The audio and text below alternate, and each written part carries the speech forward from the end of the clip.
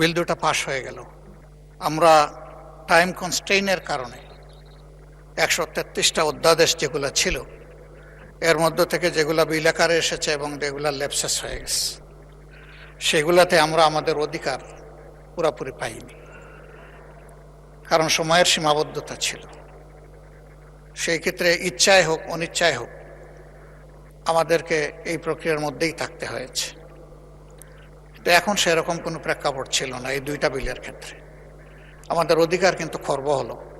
খণ্ডন আপনার চেয়ার থেকে আপনি করলেন, খণ্ডনটা কিন্তু আপনার হাতেই হলো। 2 নম্বর হচ্ছে, উনি যথার্থ বলেছেন, যোগ্য লোকদেরকে যোগ্য জায়গায় স্পেস করে দেওয়া দরকার। কিন্তু একটা কথা আছে যে বৃক্ষ তোমার পরিচয় কি, ফলে আমার পরিচয়। দিনটা কেমন যাবে, morning shows the day.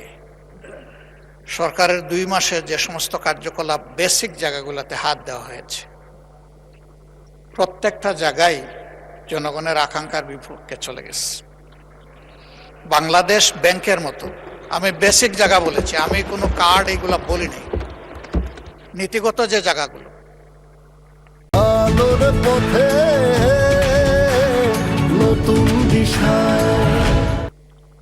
Bangladesh ব্যাংকের মতো সেন্ট্রাল ব্যাংকের গভর্নর নিয়োগের ক্ষেত্রে যে কাজটা করা হয়েছে এবং সাবেক গভর্নরকে বিদায় দেওয়ার যে পদ্ধতি অনুসরণ করা হয়েছে, জাতি এটা দেখেছে। এখান থেকে শুরু করে আমি বারবার এগুলার মেনশন করতে যাচ্ছি না। এ পর্যন্ত যে সমস্ত জায়গায় পরিবর্তন এসেছে সেগুলা জনগণ এবং ডেমোক্রেসি কোনোটাই সাপোর্ট করে না।